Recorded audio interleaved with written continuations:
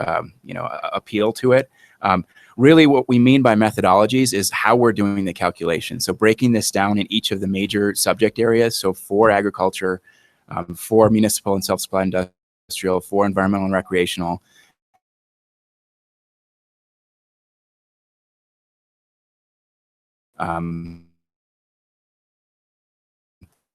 how we are actually that we have available to us. So this is sales. This is something the first time around when we did the original statewide water supply initiative. Some of you will remember back in 2004. There was a lot of thought put into how that process was done. Technical roundtables were formed throughout the state, and those are really the predecessors to the basin roundtables and gave input to that whole process. The last time around when we updated that in 2010, if you remember, we did the first real major update to the statewide water supply initiative. That time we really took the same method that we had run with the first time around, and we simply updated everything. So we really didn't have this process where we went around. This time, as you'll see and as you'll note, the process is very different. This study is very as a result of the roundtable process and the we've received on that end, as well as, of course,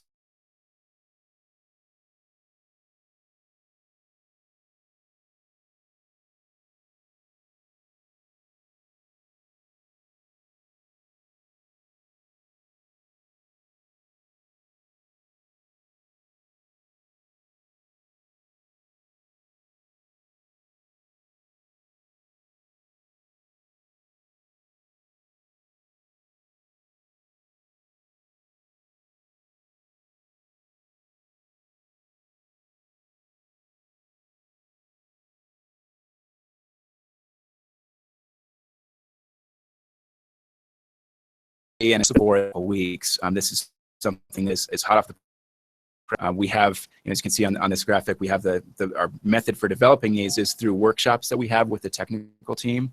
So that includes all the different consultants that we have on board and kind of subject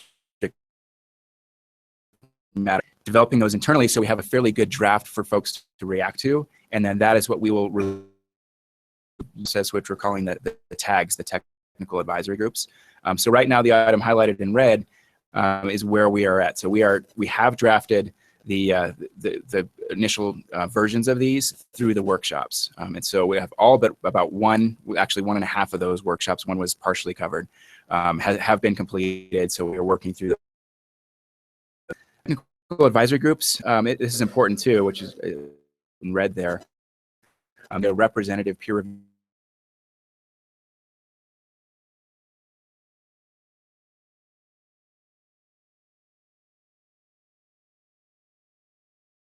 So given the limit, we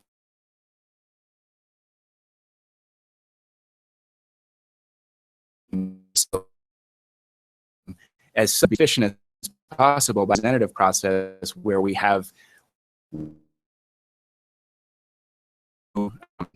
from subject matter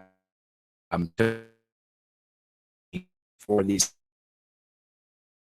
in each of these areas, document, have local meetings, some of those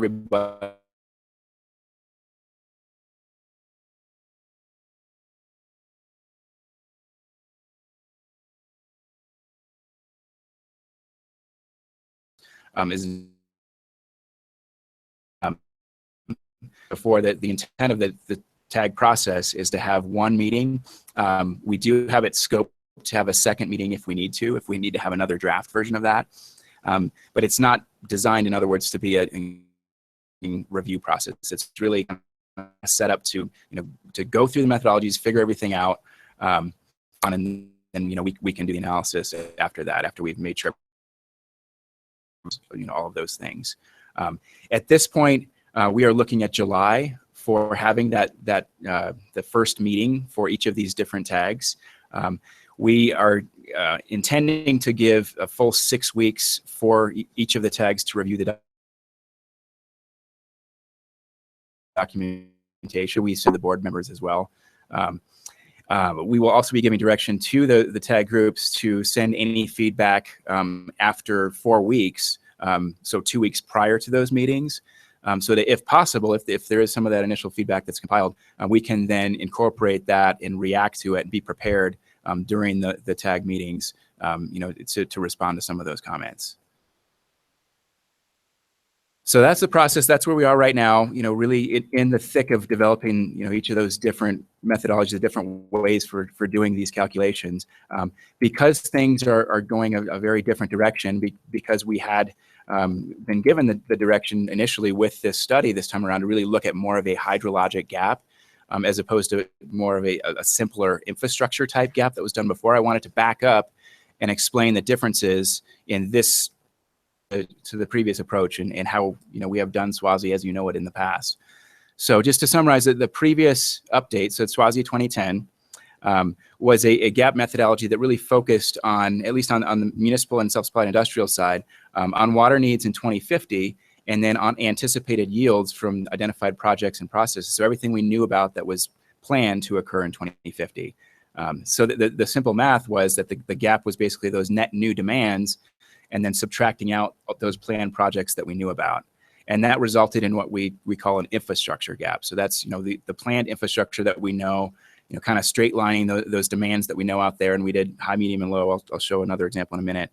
And then, resultant gap from that. This was based, of course, on the available tools that we had and the available data that we had at the time, which has certainly changed quite a bit. So the output, this is one of the main charts that you remember from SWASI 2010. The output really showed what that increased demand was. So we had the high, medium, and low. We walked through the planned projects, so the IPPs, and we also had a low, medium, and high, and really breaking those out into estimated success rates. So if things were 100% successful, if there were alternative success, slightly less success, and then status quo, which was even less.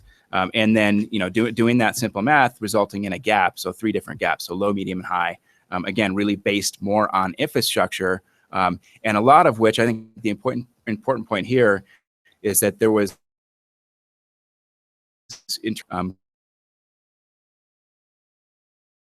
given was had to be interpreted as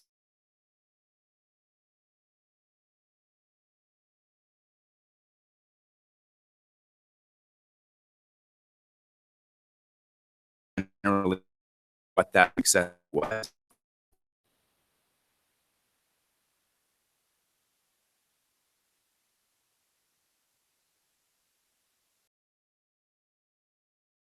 All the conservation elements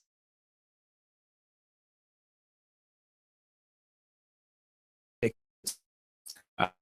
there's the infrastructure projects we knew about, so it's and IPP, and then that was that.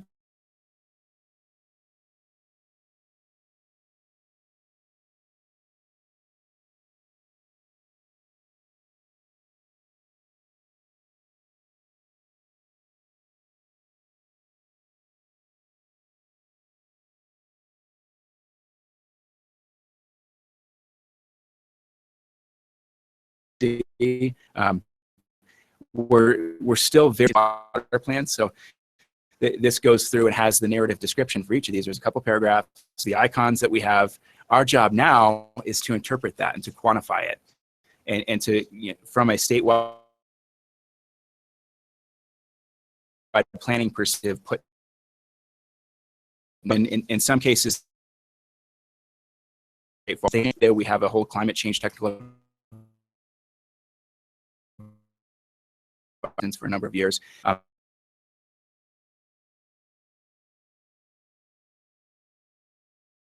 For the consulting team, for the technical team to go back to and see what each of these scenarios say about the future and how we may be able to turn some of those levers and some of the modeling tools that we have to interpret that. And so that is really the meat of these methodologies, is how that shakes out for each of these planning scenarios.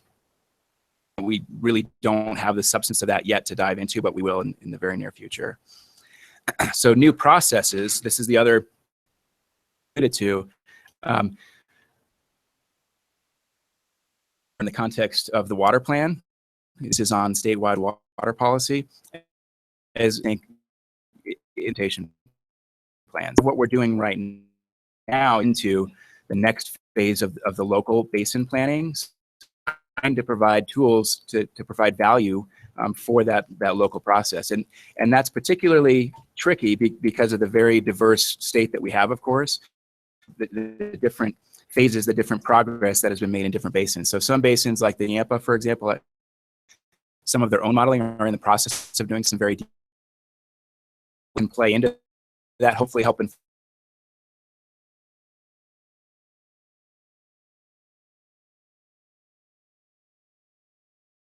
some a lot more detail on their IPPs, on their planned projects than many other basins do. But there's a whole different spectrum. And so we're trying to get useful tools for all the basin roundtables to really take this and run with it for their next phase.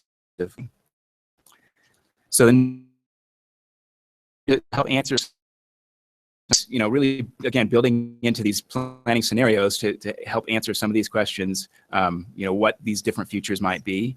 The new processes, again, tying into these basin implementation plans, kind of the next phase of that. And when I talk about a lot of these aren't necessarily a lot of refinement.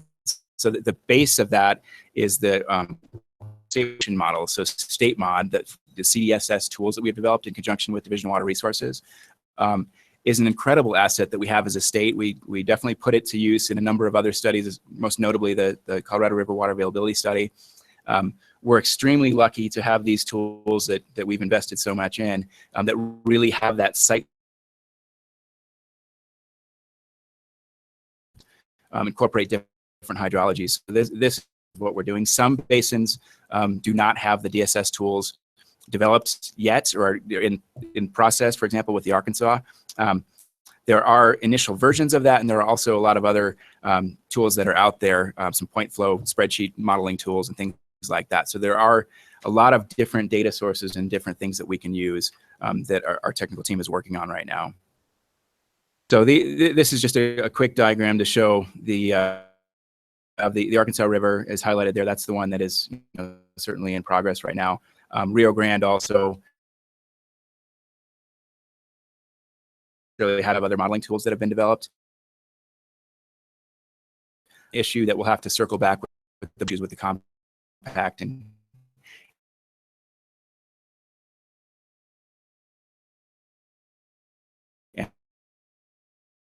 where things are with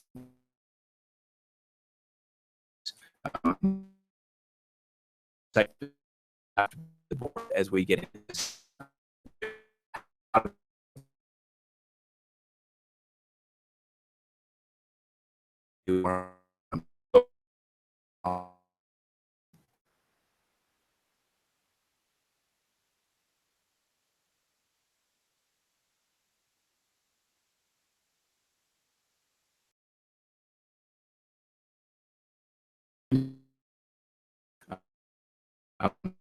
Using how we want to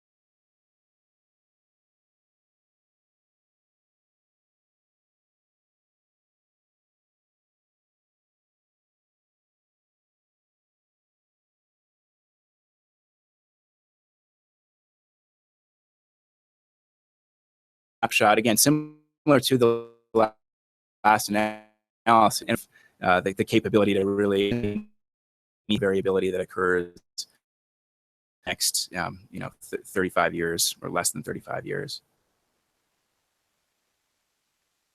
A couple very quick examples of scenarios. We'll be looking at frequency, magnitude. We'll have charts like this at specific nodes in each of the basins, looking at things like annual diversions and then actual diversions, and conversely, what the shortages are, when you do the math between each of those. So being able to show how these things track under different planning scenarios, when the diversions are being met, when they're not being met, like the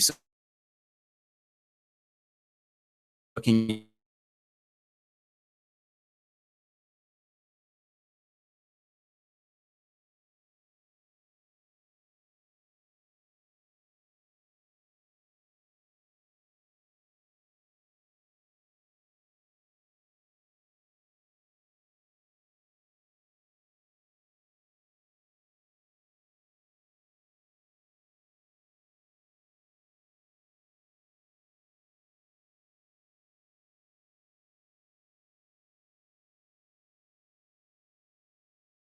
this again, a lot of comment we're sending out in the very near future. At this point, we wanted to discuss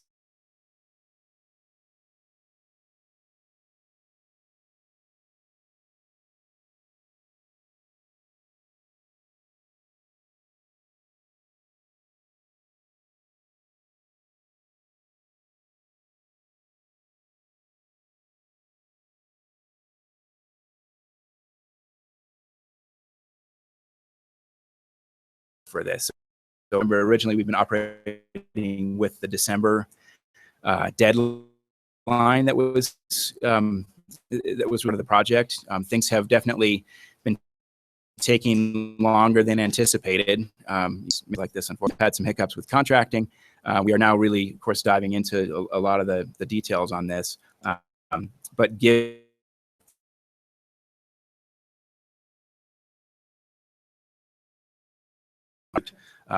is that maybe we should be pushed back to make sure that we do this appropriately and get the feed is plugged into this.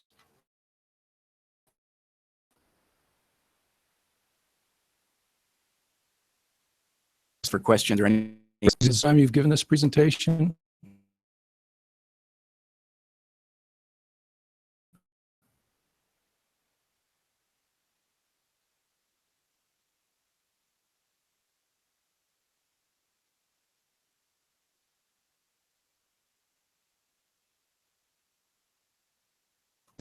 And last hour in this a long way, and some of this iterative process that we experience, plan process itself. So I would congratulate you on putting this together. I think it would be take us a long way in our round table and resolving a lot of scheduling. I think you think very again.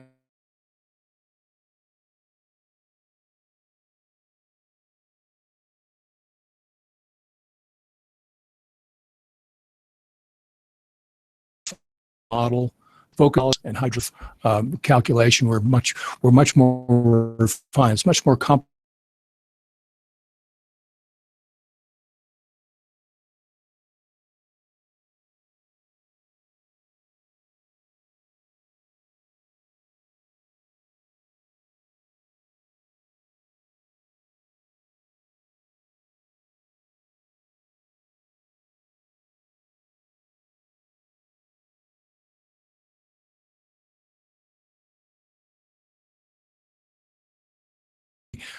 But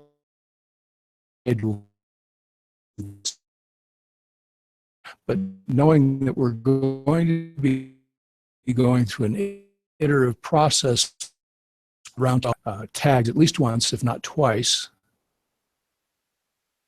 and maybe some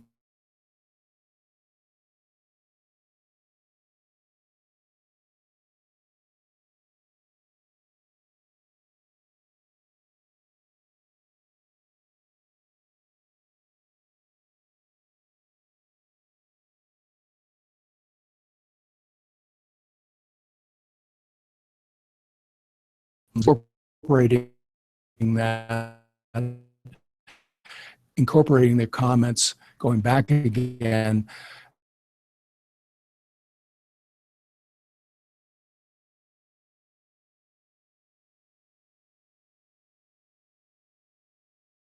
I would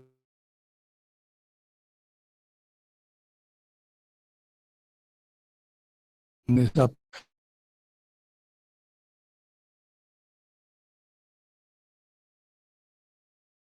and when you might expect this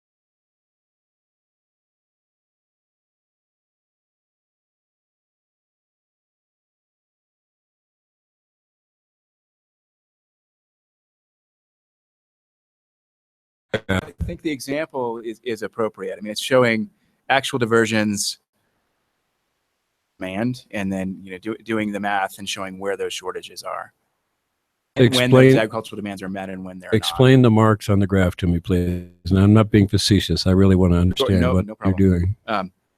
It's hard to see, I think, the legend there, but the red on the top is the annual diversion demand. So that is, what is required to meet the irrigation water requirement and the water to actually push it through the ditch. So that full demand, the actual diversion is the blue. So that's, presumably from hydrobase, what was diverted at the head gate. And then the green is the difference. So the green is the shortage. So just showing when that particular head gate was shorted and by how much. And so walking through different years with this particular scenario. So walking through, the 63 years that we have, from that particular modeling run. Establish the demand. The demand is established through state CU. So that the main modeling tool that we have at the state level has the crop type in as the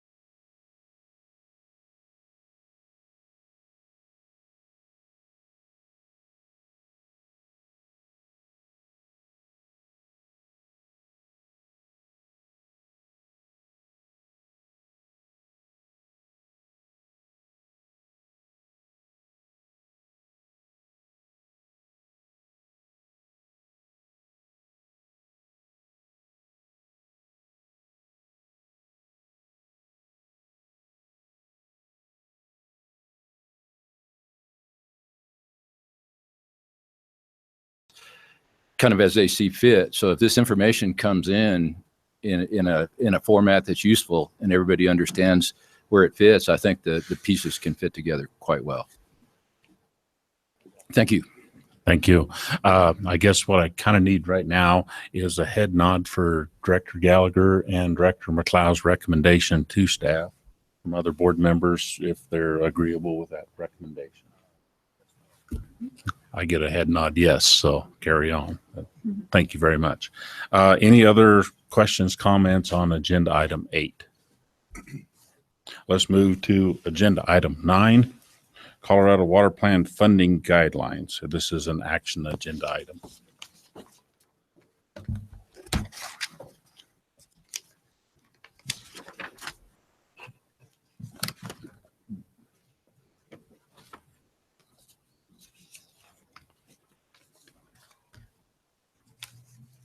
Okay.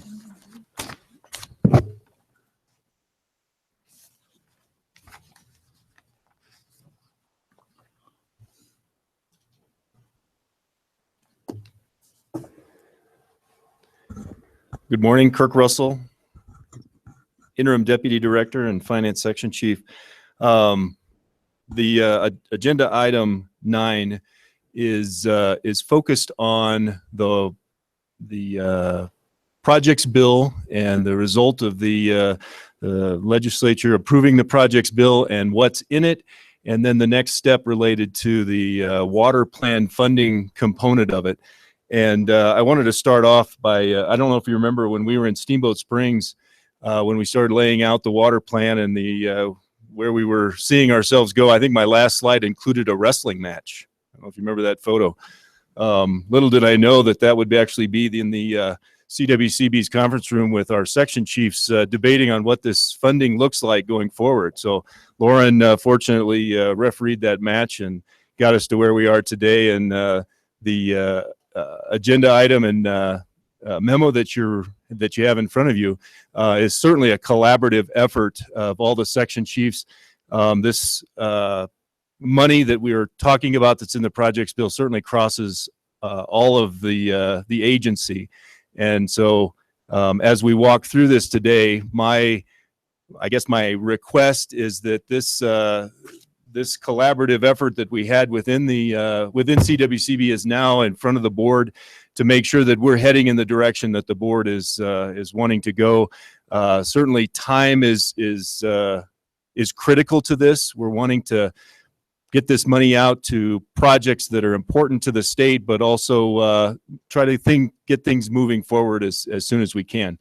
So briefly, well, let me back up real quick. The projects bill was approved. It ended up going through the Senate Finance Committee instead of the Senate Ag, and the sponsorship changed as well. And Senator Cook was a sponsor on the bill, as well as Sonnenberg and Arndt. And I have to give a shout out to Doug Vilsack. His efforts as the legislative liaison and what he endures day in and day out during the legislative session is just phenomenal, and his patience, and certainly the size, the magnitude of this project's bill at $165 million, and the intricacies in that bill were certainly complicated, and outstanding job across the board. But I wanted to try to break down what's in the bill. Again, where the 164 million sounds big, but when we start to pull it apart and figure out what's in it, it might help the board. So keep in mind that of that $164 million, 130 of it is loans. And obviously that's what generates a lot of the revenue for CWCB to do what we do. That $130 million is $90 million of authorization from the legislature for the Windy Gap firming project. We expect those folks to come in September of this year in Walden, and things are building up for that presentation. The board will have the final decision on it. Also in that $130 million is $10 million of additional funding for the Rio Grande Reservoir loan grant effort to repair Rio Grande Reservoir. And then the $30 million that remains out of that is the loan guarantee fund that is new to the board, and we will be working on some policies that'll help guide the use of that. So that leaves us with about $34 million of what I've called $9 million for CWCB operations and program funding. Now, inside of that, we have routine business that's flood control type activities, some litigation account refreshes and some other accounts that we refresh. And so that all totals about $9 million. Inside that $9 million is also some money that we've dedicated towards water plan funding that was in last year's projects bill. And so that had to be identified in this year's projects bill as an appropriation. So then that leaves the last $25 million. And my goal here is to make sure everybody's clear what that $25 million involves. And here's the breakdown of the $25 million. We're moving $10 million of that 25 into the Water Supply Reserve Fund. That account is receiving very little fund. Actually, it received zero, I think, this last year. And next year, it's projected, I say next year, we're into the July 17-18 when I speak of next year, receiving very little, maybe to the tune of 15 to 20% of its normal funding. And so this $10 million will be to assist all of those projects that the Basin Roundtables are supporting through the normal procedures that are established.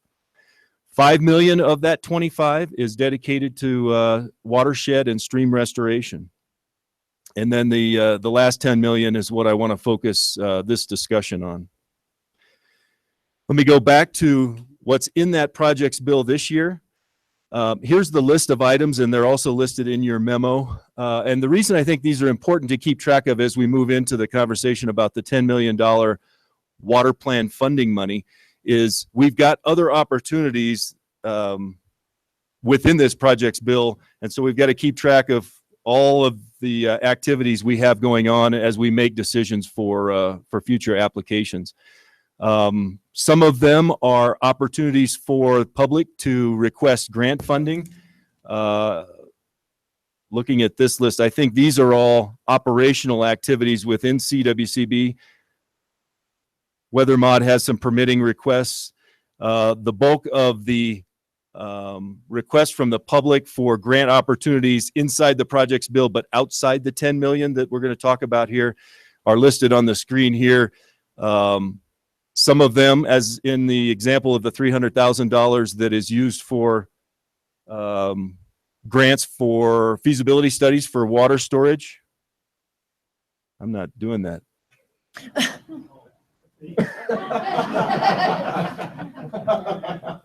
No worries.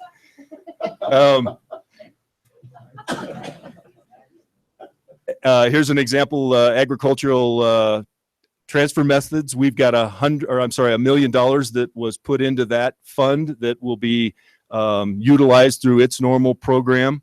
Also in the bill is this $1.1 million for water loss control initiative for training. Technical assistance for federal irrigation improvements. That's also a program that's already in place, and funds are refreshed for that, and is opportunities that will come through the board. So all that stuff is done in excess of what the next item that I want to talk about. I guess I should point out, as indicated on this screen, our ultimate goal is to make this a 3 to 5 year plan. And I need to remind the board that the financial model that we've used to identify this funding indicates that unless significant changes happen, and this is taking into account some conservative revenue coming in from severance tax, we expect to do this for 3 years. After 3 years, I think we really need to see some improvements in the severance tax revenue coming into the perpetual base account for us to do any more than the 3 years. And I always put that out there because this is not a long-term solution. And the water plan indicates we need about $100 million each year. This is $25 million of that additional $100 million that I'm saying we can sustain for 3 years. And beyond that, I think there's a lot of questions. A reminder of how the money moves within CWCB. The diagram on the screen, you've seen this numerous times. Really the engine to this process is the construction fund and the loan program as that money circulates. but also the severance tax perpetual base, that TBA program. It also is loans, but it has become real strong, and that's where we're accessing some of this excess revenue for these grants that we're going to talk about. You can see on the right-hand side the severance tax operational account, and the smaller bucket that is run by DNR. You can see the Tier 1 funding. That money, if you remember in March, the board approves the list of items that we use for that Tier 1 $1.3 million. That's also still intact. And then you can see the Tier 2 funding that's not expected to pour into the Basin Roundtable WSRF funds. And so when I drop in the lines that show where this $25 million flows, as you can see, the CWP, Colorado Water Plan funding, the $10 million that we're talking about, $5 million for watershed, and then the Water Supply Reserve Fund, $10 million. And so that's how the money will move through. Okay, now let's talk about the $10 million water plan funding. The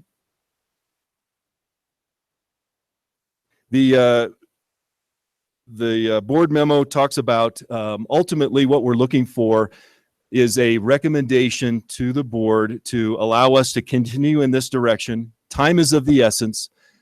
We have indicated to the legislature that the process of getting board approval in the normal fashion of a September Finance Committee and November approval of projects bill was too slow, so we're wanting to move this faster. Well, now we're in the process of figuring out how to move it faster, but certainly being wise with our expenses. So as we start processing application and criteria for approval, and ultimately the schedule for board to review what staff will receive for applications and the process even internal before we present to the board is what we're looking for approval for. We feel that waiting until July to get a final blessing of this is going to be complicated because we're saying applications need to be due on August 1st, and so we're already kind of behind the 8 ball with this funding. So ultimately the ask to the board is to allow us to continue to process this information you share with us today, and then have the director put the final blessing on the application and process as we move forward. Let's see. In particular, the items that we have focused on, and to give you an outline of the guidelines and application that is in your board packet, we took a lot of information from existing programs, and there's value in trying to stay consistent with our programs, but there's also a chance that we confuse the public. And I know I've already heard from a lot of folks saying, well, how is this different than the normal roundtable procedures? And I don't know that there's an absolute answer to that, other than to say the Basin Roundtable has its process. This process is directly applied to CWCB for this $10 million water plan funding. And I think the emphasis when we get questions about, well, does my project fit this program? I think the first answer has to be, does it move the needle on the water plan measurable objectives? That has to be our focus of this funding. And the $10 million in the projects bill had these categories broke out that you see in your memo that identify different buckets, we'll call them, and the funding limits for those buckets. I've also been asked, and I think the board, Director Wells may have asked, can we, or Director McLeod maybe, can we move this money around? And the answer is, and this is per state controller, the project has to identify those specific tasks within it. So the answer is yes, one project can utilize the funding from different sources, but those sources must stay within those silos within that 10 million. Ultimately, we will be coming, there's a little bit overlap. Ultimately, we will be coming to the board based on maybe applications and the processing as we move through this in September to say, we're going to go back to the legislature next year in the projects bill for another 10 million, but we'd like them in these funding, either different categories or just moving some funding around based on demand and project quality as we see moving through this application process. So let me talk how we foresee this happening. As I indicated, we'll finalize the guidelines and application based on this discussion. August 1st is the deadline for the applications. Staff will review them internally at the leadership level. We will bring them to the board at the Finance Committee in September.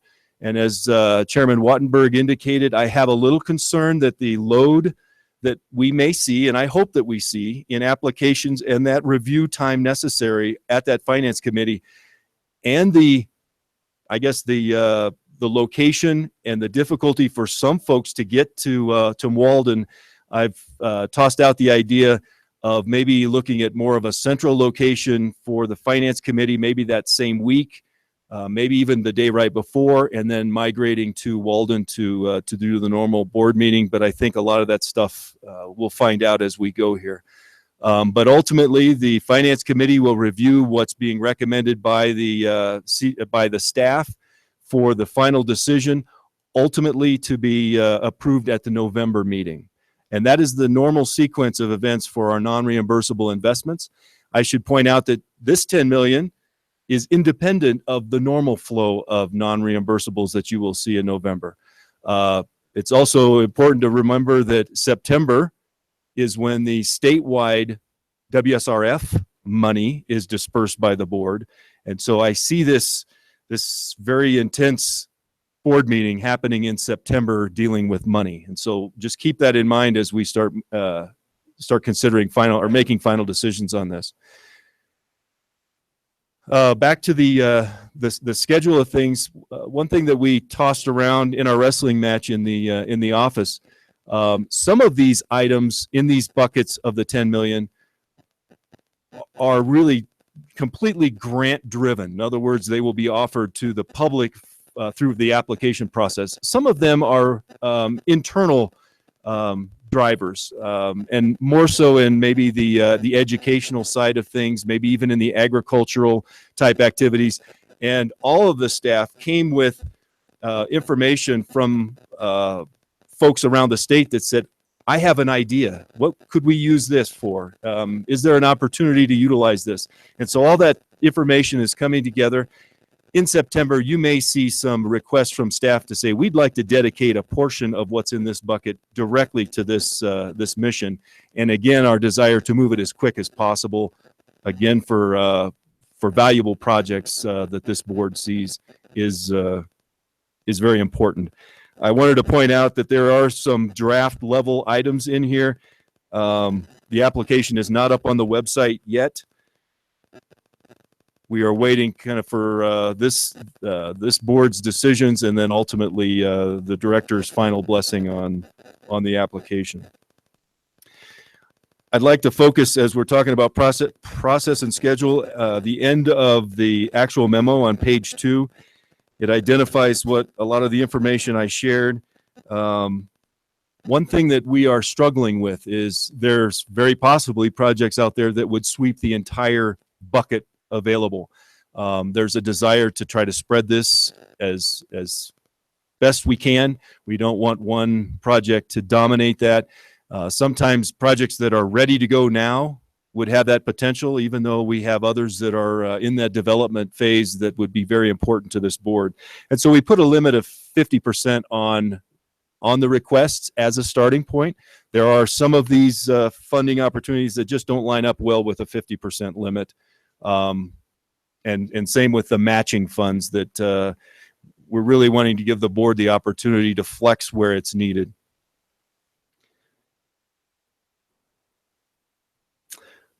The other item that surfaced through that discussion was if we do this all in this short action in August and September, that we may not have the driver to go back to the legislature in 2018 and say, hey, we need another 10 million to continue doing what we do. And so there may be a desire to do this again in, I think I've got the schedule laid out in the criteria, round 2 that would be a February 1 deadline, similar to the August one, and we go through another Finance Committee first quarter of 2018 showing progress for these expenses. The last like 5 or 6 pages of the guidelines is focused on those individual activities. Each one of them has unique characteristics as we review the applications and how they would apply. Again, all of them indicate a 50% match. That may be something that needs to be considered. That may be too high in some cases. In the packet behind the memo is the application. It's still in some draft form. I wanted to point out that a lot of the questions I think you're going to get is who do we contact to find out if our project lines up with water plan funding. And I've gone through and on that first page of the application lined up some folks within CWCB that could probably provide the best answer. And their email addresses are listed there, so you can ultimately direct folks to that application. This application should look very familiar to the Water Supply Reserve Fund. A lot of effort went into putting that together. And so I think with that, I've covered all of the, we also may want to have some frequently asked questions on a page that would help answer some of these questions that we may see regularly. And I think that's all I have, and I'm ready to take questions, and I will probably turn around and ask other section chief leaders and Director Riss, who has helped guide us through this to this point, to help me answer them. So thank you. Director Montgomery.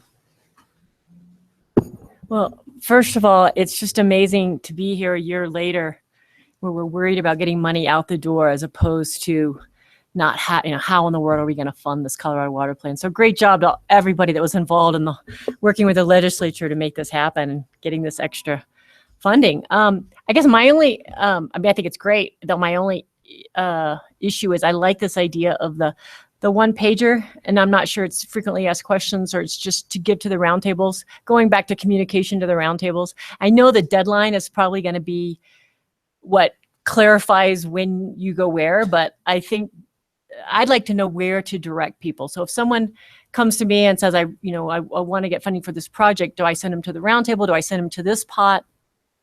And just making that as clear as possible and getting that out as soon as possible. I could see roundtables meeting before that deadline saying, well, why would we fund this? Why don't you go to that first? So yeah, clarification. I'm not sure there's a clear answer, as to which one you go to, but any guidance we can give would be great. Director Masao. Well, I have a couple of questions, and I think you answered one right off the bat. Now, these silos, as you referred to them, are established in the bill itself, right? And so if we have applications for $2 million to implement long-term strategies and none for storage, the $3 million just sits there. Is that right? Yeah, it is appropriated for multiple years, and so it'll sit there until till there's an opportunity for this board to approve. So someone wants to dredge a reservoir in the South Platte. Okay. Another question I have, in looking at these criteria, we identify individuals and sole proprietorships as being eligible, and I don't think that fits this program. We don't accept individual applications for statewide funds in the Water Supply Reserve Fund.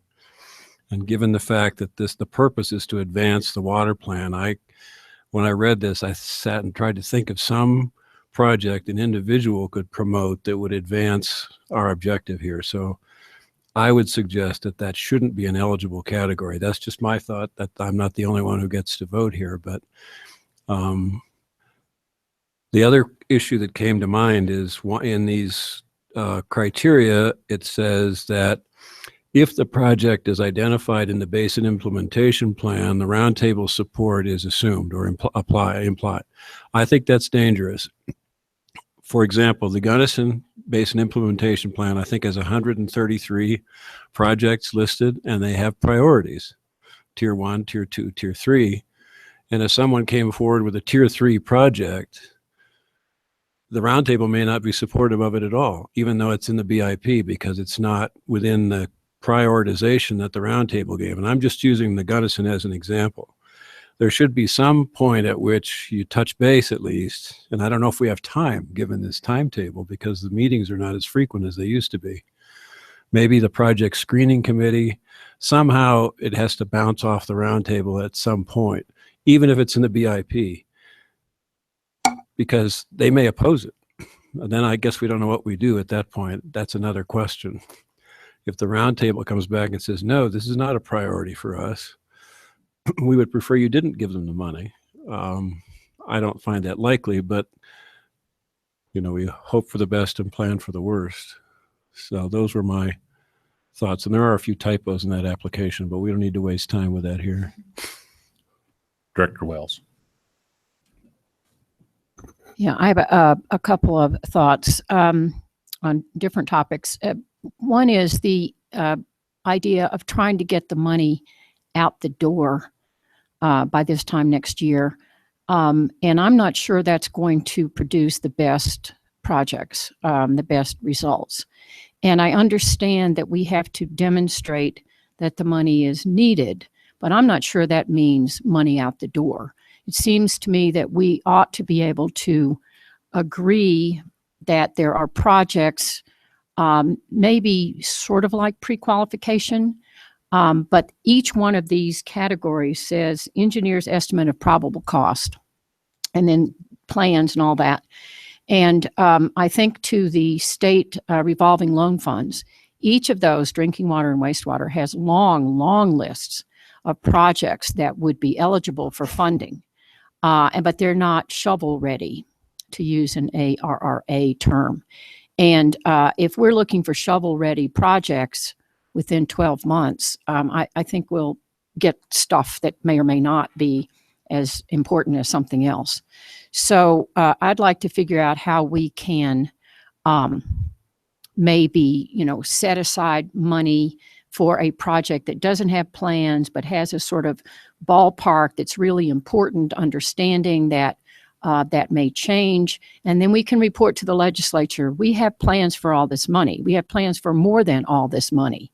And so that people could apply this year who wouldn't be ready to enter into a contract for a year or more, but they know where they're going, they know what they're doing, they haven't gotten their permit, and they can't really go get financing until they have a permit, something like that, so that we could think a little better than spend it all, but rather know where it's going to be spent, but maybe not rush things to such an extent. Doesn't mean that there might not be $10 million worth of shovel ready or whatever ready stuff to go, but that seems unlikely, because this is brand new money that we knew was coming, and maybe some insiders knew was coming, but a lot of people have no idea that we're going to have $10 million and $25 million of new money for grants and loans. So I just don't know that anybody who's not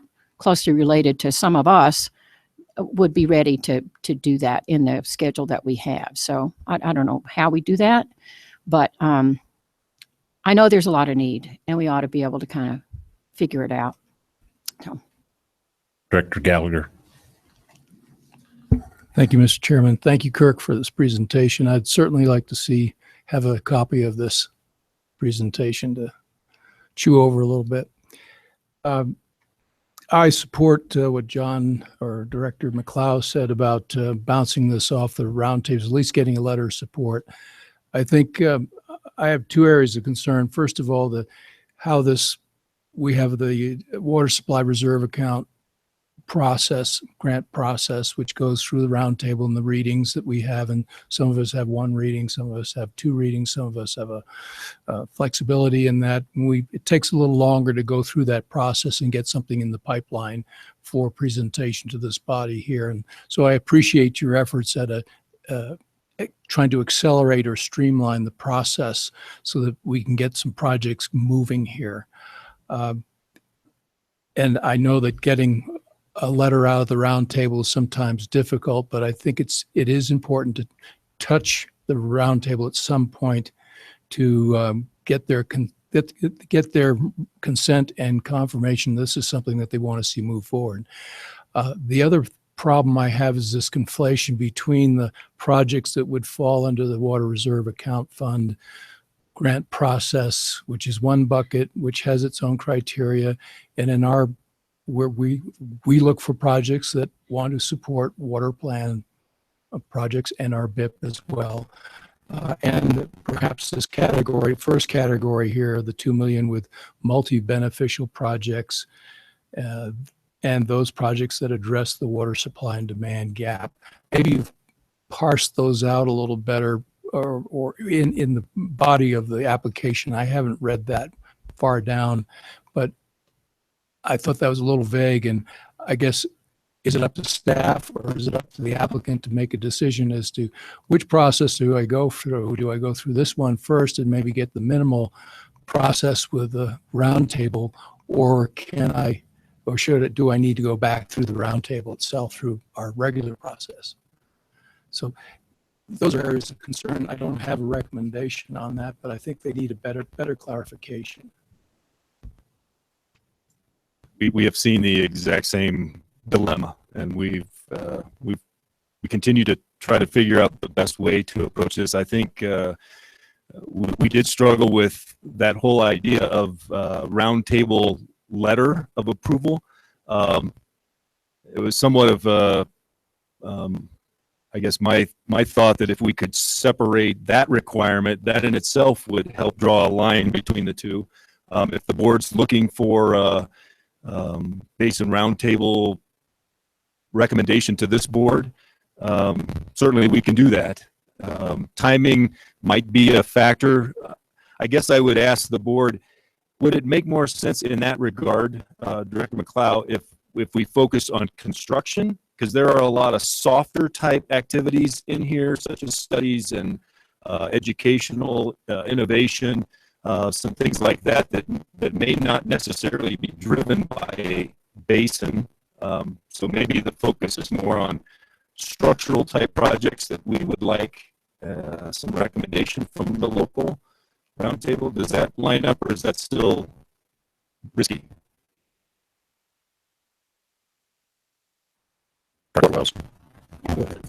I just want to say I have a little bit different point of view, and maybe somewhat related to what Kirk just said. The WSRA requires that basin roundtables approve. Okay, fine. But with implementing the state's water plan, I don't know that we necessarily need the consent of a basin roundtable to approve state money for something that implements the state water plan. And there are internecine politics that occur in a basin, I know, I believe. But particularly, and I agree with Kirk, maybe if there's a project that's going to be in a basin, that's just going to affect the basin, that maybe we want to know what the basin's opinion of it is, particularly if there's some objection to that project. But with some of the other things, you mentioned education in particular, not everything obeys basin boundaries and shouldn't. So I guess I'm a little concerned that we replicate the WSRA process, which has its own $2 million that it can deal with. It's not that basin roundtables aren't important, but it's a group of folks who are constantly involved in issues and may or may not know people who might want to do something a little bit different. I don't know. Maybe with construction projects, but I guess the other things I think it would be not advisable to ask for the consent of basin roundtables to spend all this money. Director McLeod. I appreciate Director Wells' comments, and I want to go back to something she said earlier first. Maybe we could have two categories of applications. One is the shovel-ready group, and the other one is the almost shovel-ready group, so that we could project forward not only for this 10 million, but for the next 2 years as well, to demonstrate the need that you're talking about. And I think that is important with the General Assembly in mind. So that's one. I just wanted to acknowledge that suggestion as a very good one, I think. But going back to this roundtable issue, and respectfully, Director Wells, I think this might be a difference among roundtables throughout the state. In the Gunnison Basin in particular, there's a strong resistance to top-down operations.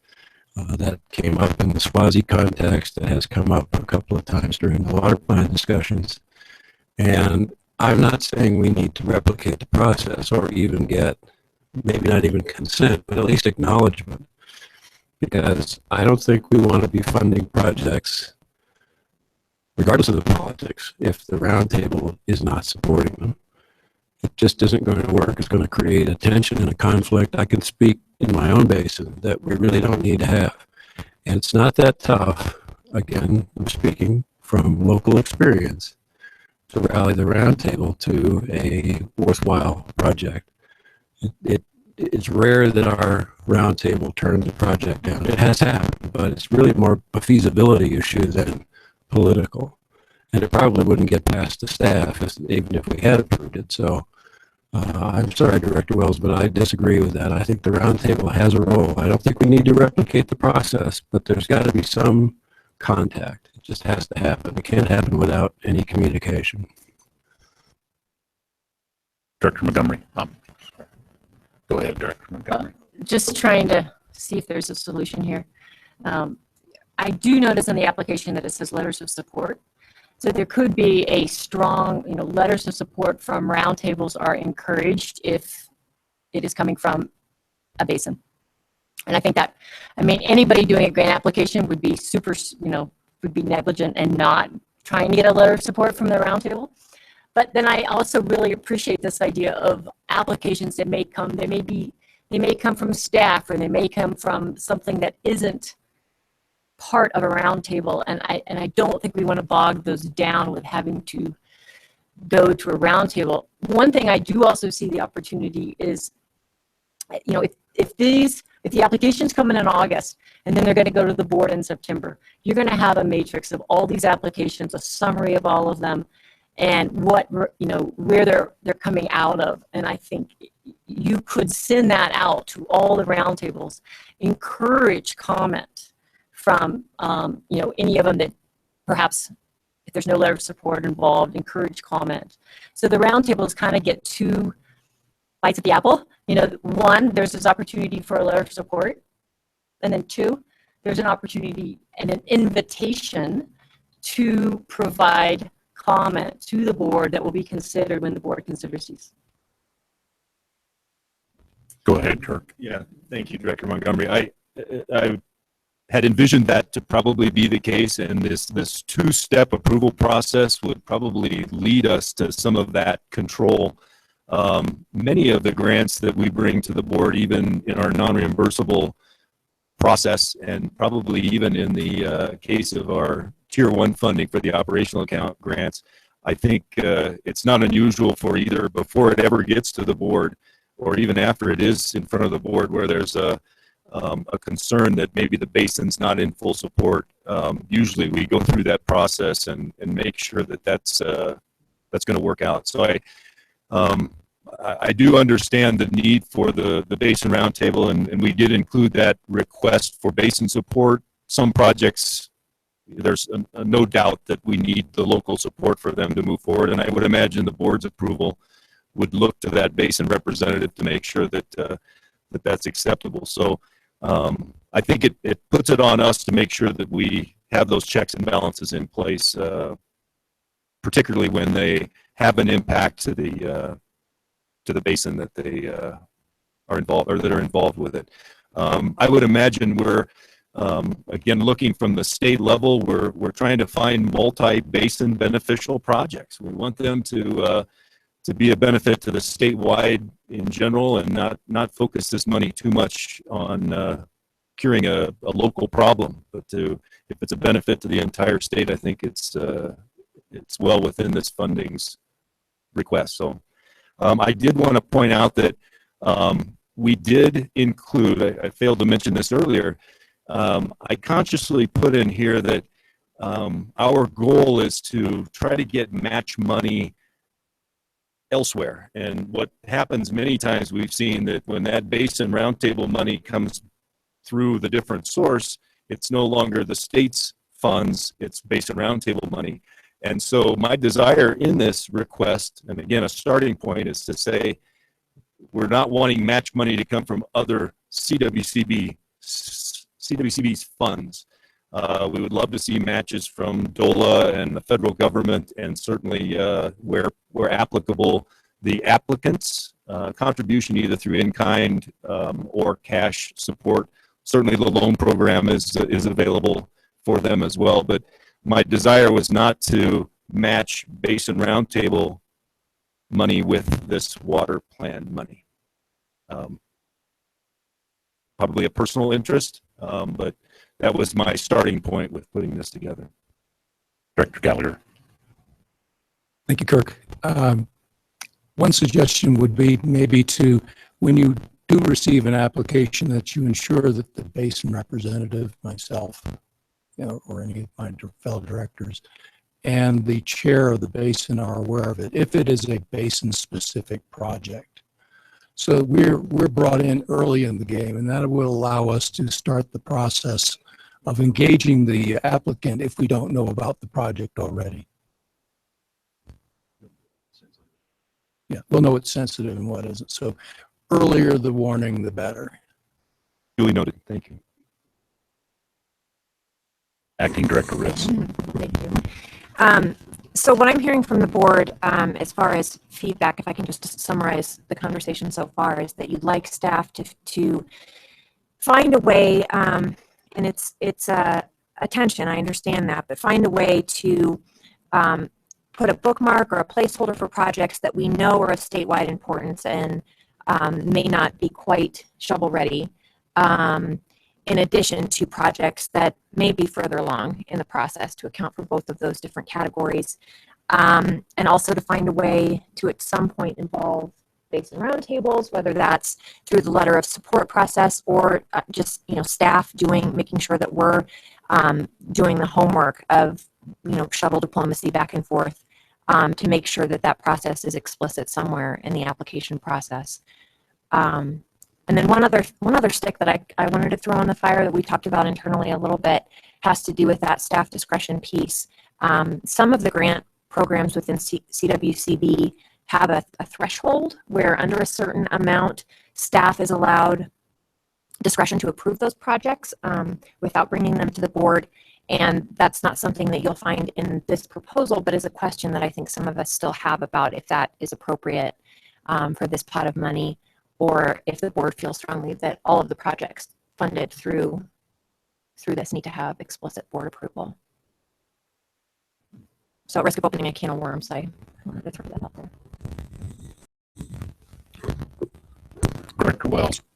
Well, I'll give you my opinion on the last question. I think because this is new money for a new purpose, at least in this first go-round, it'd probably be good to see them all. Then we can kind of get a feel. My hope is that the kinds of proposals that we get for some of this money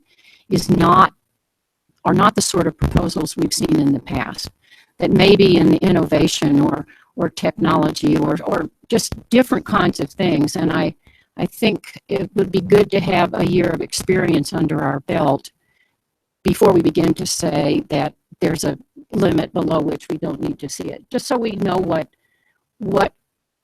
sorts of projects and ideas this money is prompting. That would be my opinion. Kirk. I guess what I would like to ask is that we avoid ever using shovel ready. And we've struggled with it inside too, and it's because it says that we're good to go and we can make progress immediately, and that's usually not the case, even if they did think it was shovel ready because of permitting or you name it. I think our goal is not even necessarily that it has to be producing its results within a short time frame. It's not unusual for our large projects to take multiple years, but that the staff's involved in the project from the beginning and can track progress. But we do want to see results. It's just not going to happen overnight. And I think the years of that ARA funding and the shovel ready, I think they found that many of those projects either didn't actually materialize. And I think we don't want to set ourselves up for that failure either. So as we continue to think about, again, highest and best use for this funding to accomplish the goal is our goal. So. Mr. Chairman, I've had the opportunity to attend two roundtables since the project's bill was passed, the Metro and the South Platte, and a couple things come up, I think, that mirror a lot of what's been said here, but there was a concern expressed on the ability to meet deadlines, and with the short notice, so to speak, and having the deadlines, they were understanding that the first deadline would be another 6 months before they could be considered again. And I don't know if that's accurate, but there was a desire that if that they could apply to the funds on a more regular basis, especially in this first year, because we too were guilty of telling them we have no money, and then last week we changed our pitch and said, hey, we've got money, we'd like to get it out the door in good projects. And it also brought up, I think, a little concern about some staff discretion, because we're entering into a rather chaotic period of time when we have about 4 or 5 different sources of revenue. If you look at the basin funds and the state water supply reserve account funds, we've got the normal conservation board grant program that Kirk laid out. And then on top of that, we have these new categories of non-reimbursable grants and that sort of thing. And so I think it's going to take a certain amount of finesse on the part of the staff to have some discretion, at least to help people be creative on how they can get to some of these. And there's a couple processes out there I see with the and one example is the ATM process. It's going well in some basins, and other basins are in the very early stages. And we may need to have a little discretion to put some seed money into certain organizations that have the ability to produce viable products. We know there's a lot of people out there that would like to study them again for a long period of time, but I think we can, as staff's been able to identify some people that are on the verge of being able to get some things accomplished there. I would suggest that there be at least some discretion on small amounts for them to kind of use the seed money to get some of these things initiated with some of these groups. So it's a rather interesting time to have all of a sudden be flush compared to what we were a year ago, because we're telling people, put the skids on, and now we're saying, stomp on the accelerator. And so that brings along with it a lot of things that I think are going to be important to be real timely on the ability to get some of these things that are closer to being initiated, to have them have to wait an extra 6 or 8 months before they could know whether they're a go or not. Thank you for those comments, Director Gallagher. I have 2 comments. First of all, I support Director Wells' observation. I think it's important for us to see all the applications that you might want to bring forward to us that come in. It'll give us a feel, both the staff and the board here, a feel for the type of applications coming in, and then we can start making recommendations for staff discretion and handling outside of board review. Second is, do you have a feeling as to the backlog of projects in terms of what might be in the pipeline coming at us?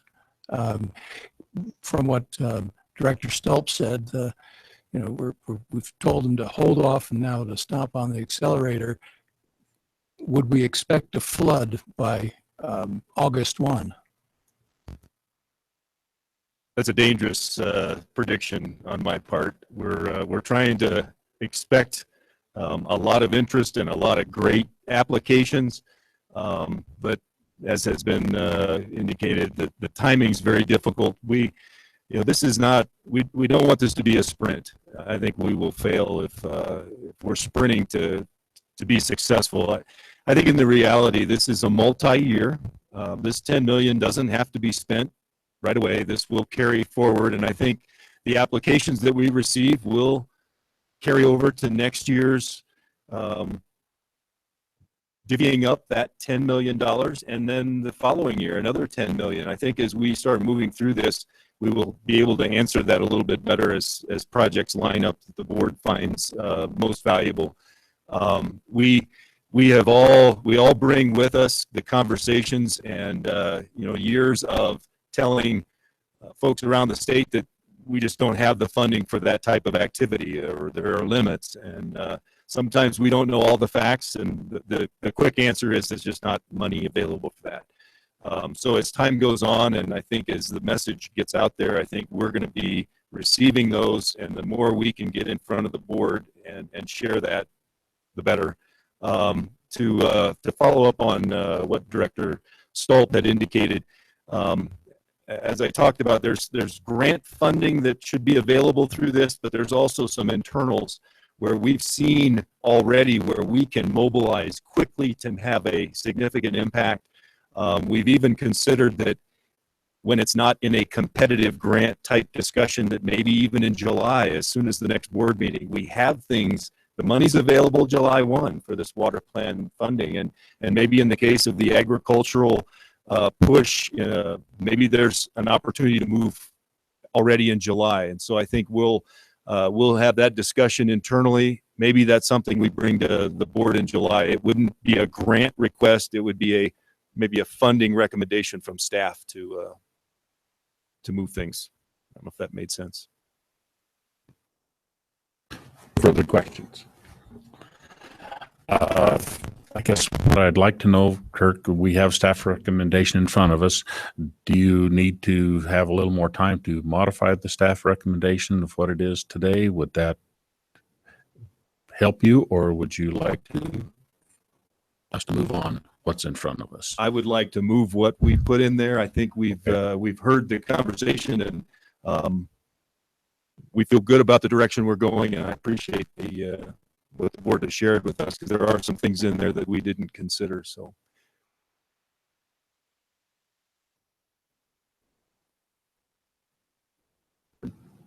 What does that mean? Are you going to take into account? I think all the recommendations, that's what I'm hearing, is all the recommendations will be taken into account and modified into the new guidelines. yeah, the staff recommendation is that the board authorize the staff to continue to modify and update the guidelines and the application for final approval by the board or by the CWCB director, and get it posted no later than July 1 of 2017, which is late, I understand, but just in case we were still going through some process, we'd like to do this sooner than later. And so that's my recommendation. Director Wells. In that case, I'll move the staff recommendation. And moved by Director Wells, second by Director Gallagher to move staff recommendation agenda item 9. Further discussion? Call for the vote. All those in favor signify by an aye. Aye. Opposed? Motion carries. Let's move to agenda item 10. Colorado Foundation for Water Education 2017-18 scope of work.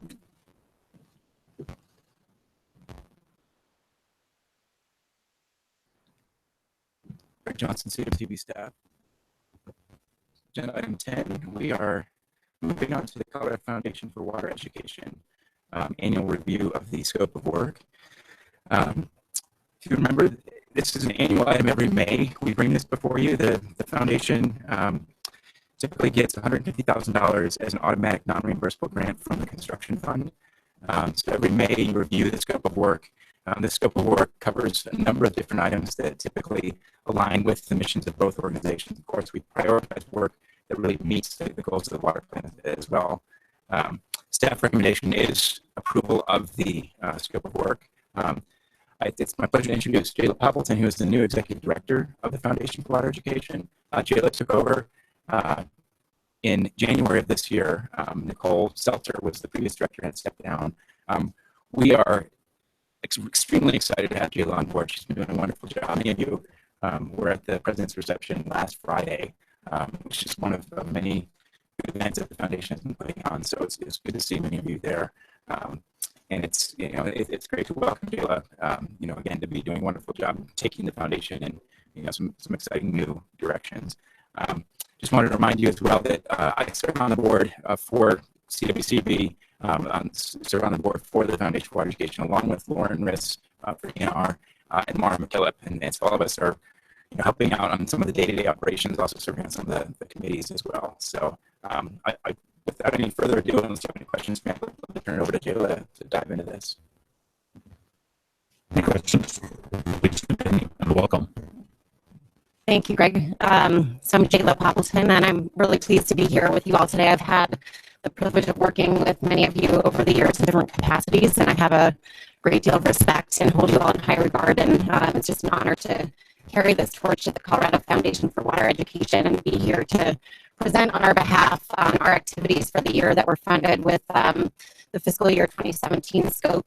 We have the same fiscal year as the state, so we're aligned with you all. So we have 6 weeks to close out our year and begin anew. So we're seeking your approval for our fiscal year 2018 scope of work today. And before we go through that today, I'm going to give you a concise update on our activities over the past year.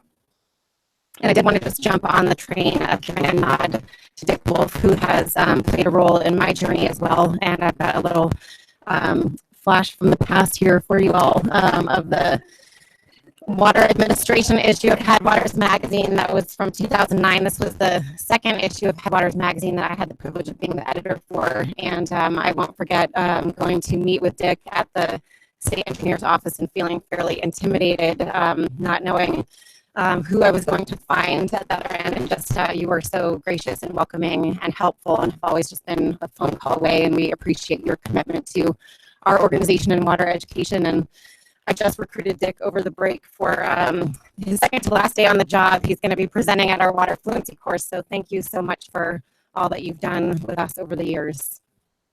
So I have been working with the Colorado Foundation for Water Education since 2008. I started working on an issue of Headwaters as the editor. I was focused on the IBCC and Basin Roundtable process. As I said, this one was the second. I've now edited more than 20 issues of Headwaters Magazine out of our library of 42 issues. So this has really been my deep connection with the foundation. And 2.5 years ago, I joined the staff team to oversee all of our content program, including our digital content and our print publications. And then when Nicole was leaving last fall, I had just completed our Water Leaders course 2016. And have just felt really deeply dedicated to the mission of our organization and excited about our future. And I'm just so excited to be here in this role today. So transition has definitely been a big theme for our year. In July, our longtime education and leadership program manager, Kristen Maharg, gave birth to her first baby daughter. Many of you might have gotten to see her at our President's Reception on Friday. Shortly after that, her husband took a job in California.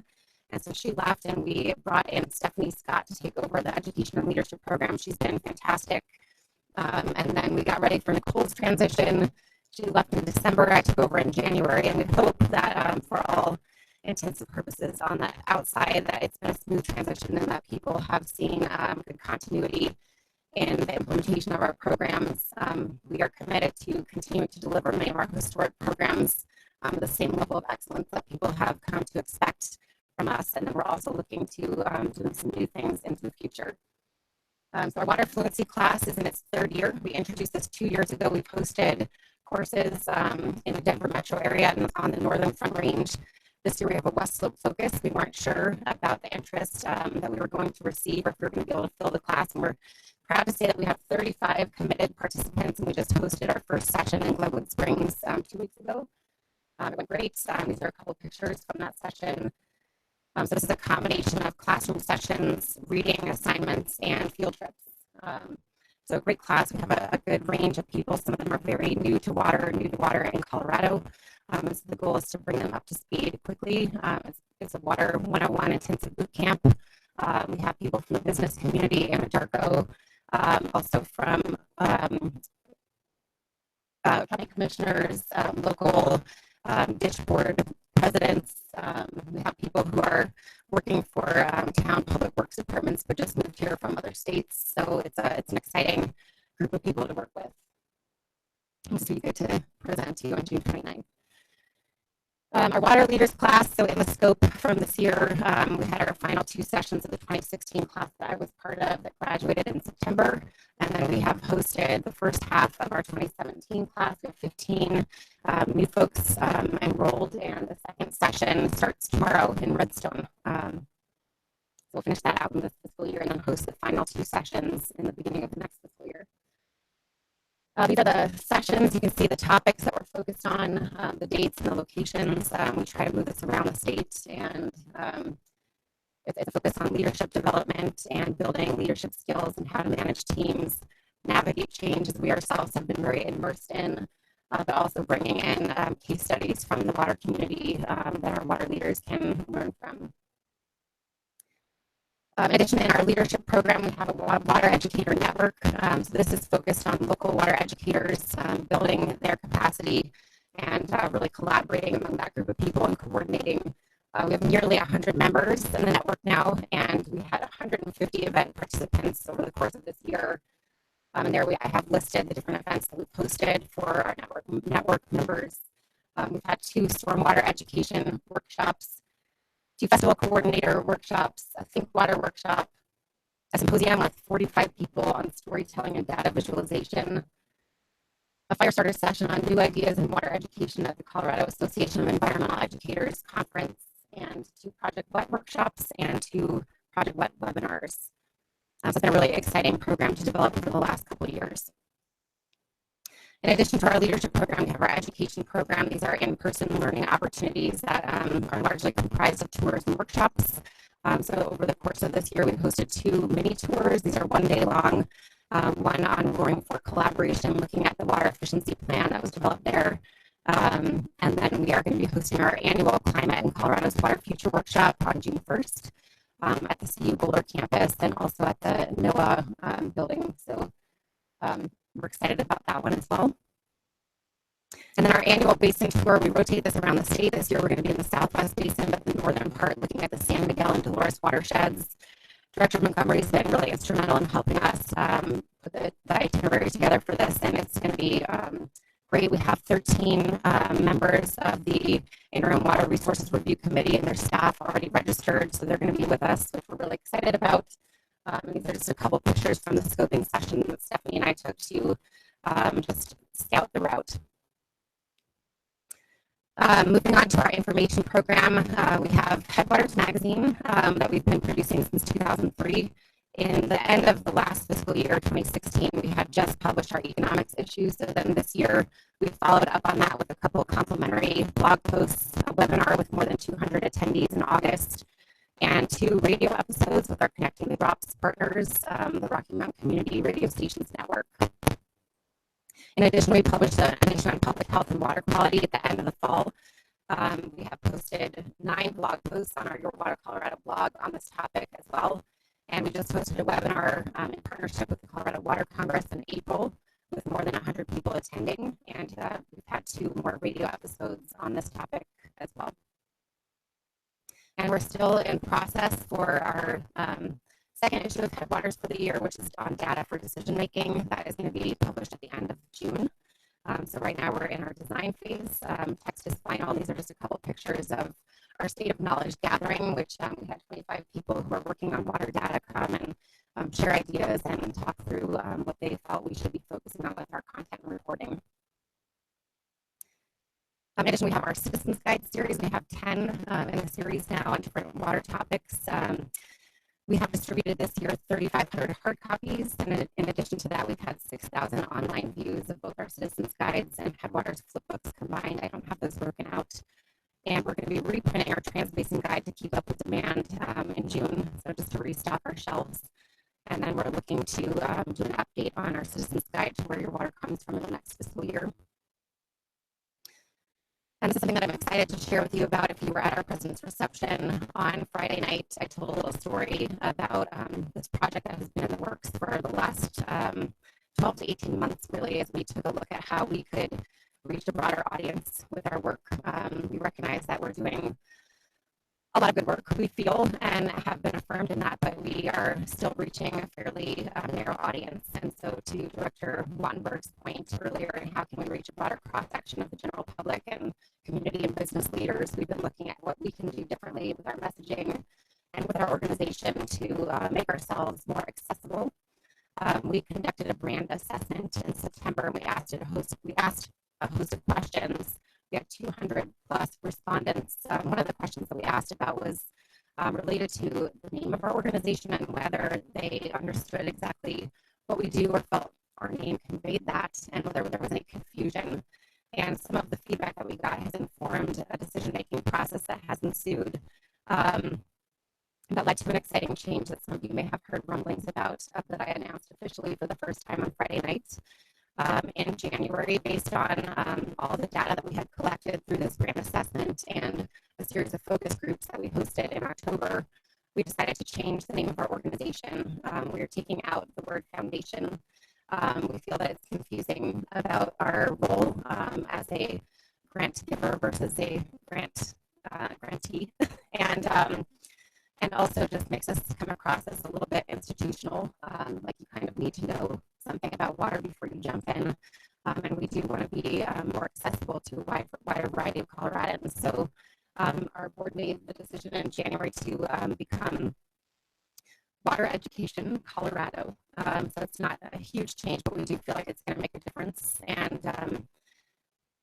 we have a new logo that I shared on Friday as well that I'm going to show you, that we're going to be working on unrolling. This is a little bit off on the screen in terms of the spacing, but we're going to be unveiling some of this over the coming months and making this change officially and more broadly announced and implementing it over our programs. But for the near future, we are still going to be the Colorado Foundation for Water Education until we can completely make that change. I had a little video that I was thinking about showing you, but I know we're pressed for time, so I think I'm going to hold off unless we get everything quickly, and I can show that at the end.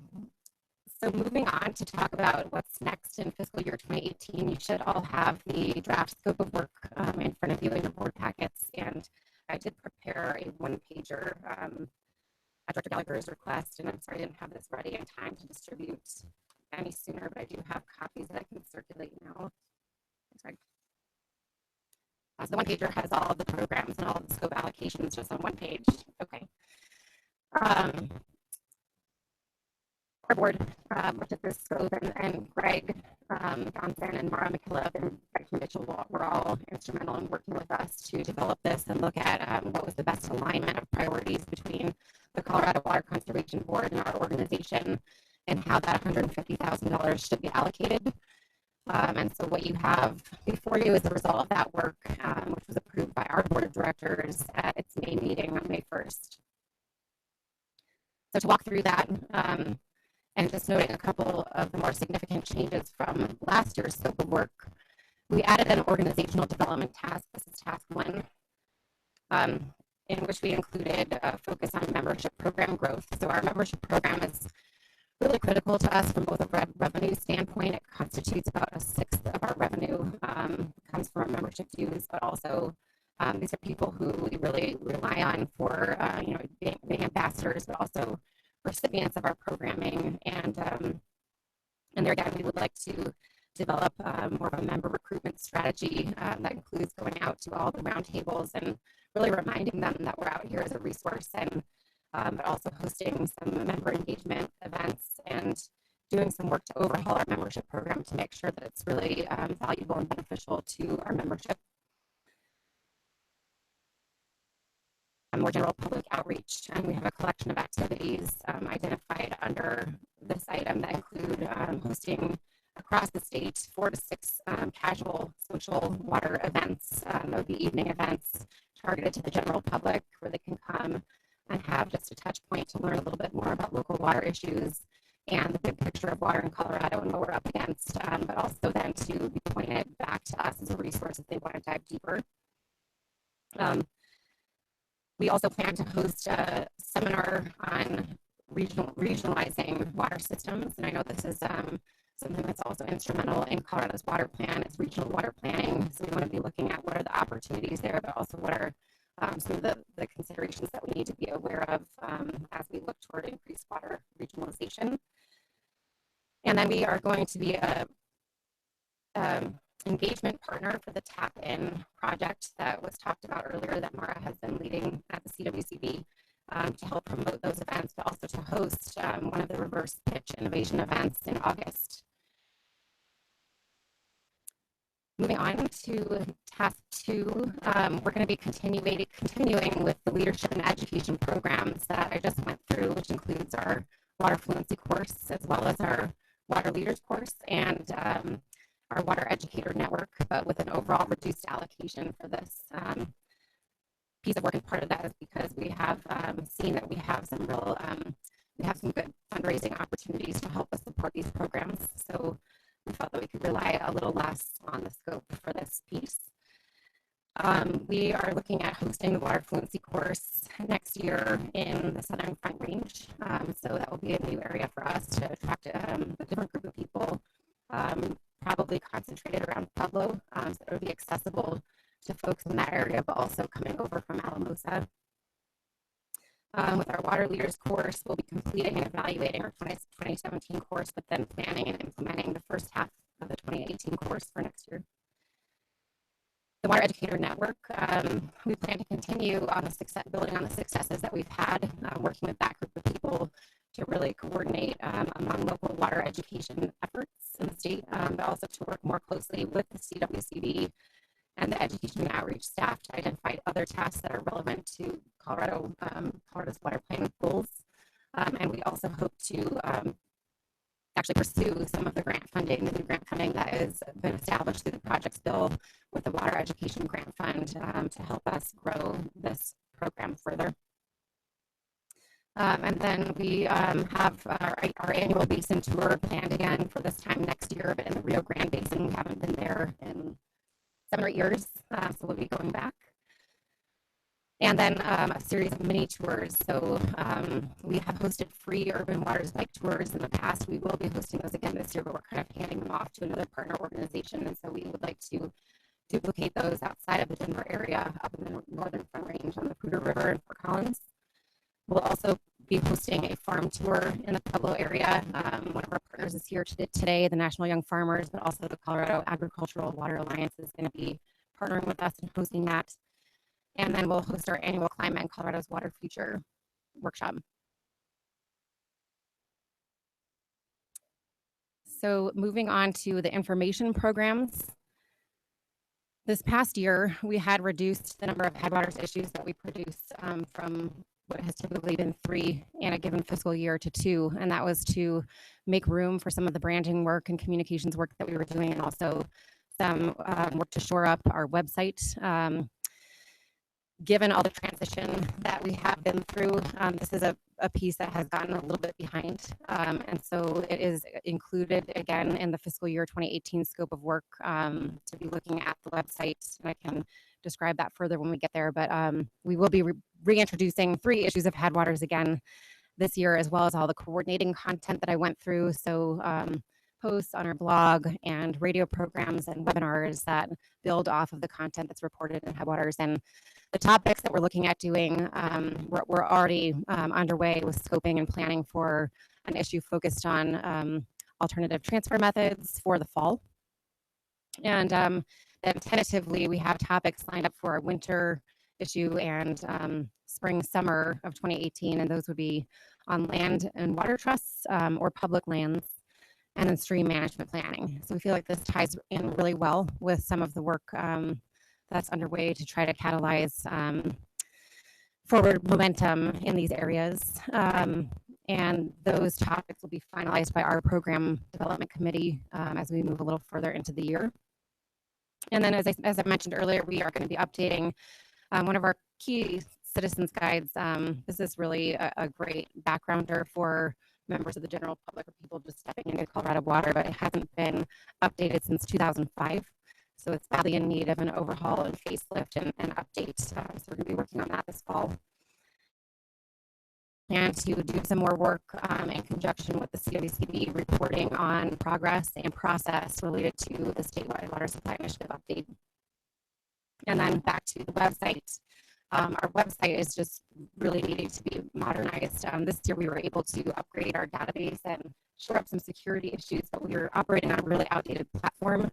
And it's not just really in tune with the modern era in terms of being mobily responsive or providing the information in as an accessible of a way as people are accustomed to. So we have all this great content in our archives, but we really need to make it more accessible to a wider variety of people and easier to access. And so that's what we are proposing to do with that project, in addition to expanding the amount of content and reporting that we host on that website. So we really feel that the digital space is a place that people are increasingly going, and especially younger Coloradans are relying on for getting their information, and we want to be there when they come looking for good water information. So I just want to open it up to any questions that you have for me for discussion around the scope to get to the point where you would feel comfortable with approving it. First of all, thanks for consolidating this all in one piece. It gives me a much better idea in one spot, what's happening where. Pardon my ignorance, but what are your sources for operating expenses? These are program costs. I don't understand that. So that's a good question. Thank you. So we have a variety of revenue sources. We've really tried to diversify over the years. Of course, the money that we get through the CWCB and the projects bill has been a really crux baseline of support. It constitutes about 25% of our budget, and so we build on that with sponsorship revenues, registration fees, and member dues that I mentioned, and other state and federal grants, and also some large corporate donors. And so I think the reason that you see it in this format is because there was a real push under the previous leadership to focus the CWCB scope of work on programming. But the overall costs that are identified in the budget line item, we've really tried to account for our overhead within that. So, so what, for instance, it accounts for some of our, our building expenses and staff expenses. So it's kind of built in. I can see that if you produce an article, a headwaters edition for $40,000, I think you're getting a pretty good deal.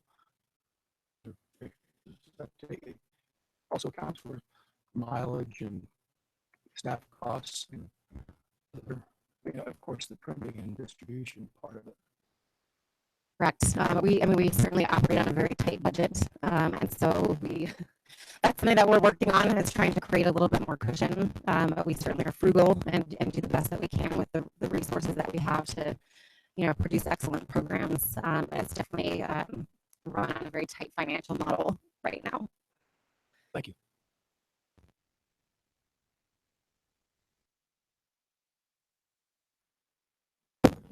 Jayla, it's so great to see you in this role. Really excited to have you as the new director, and really looking forward and hope everybody will consider joining the tour to the San Miguel. It's going to be new and different from any other type of trips that you may have done with the board in the past. So I think it's going to be great. Thank you. If there are no other comments, I'd be happy to move staff recommendation.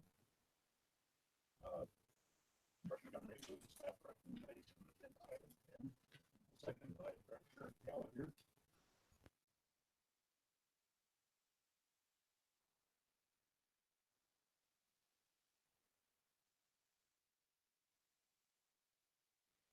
Thank you so much.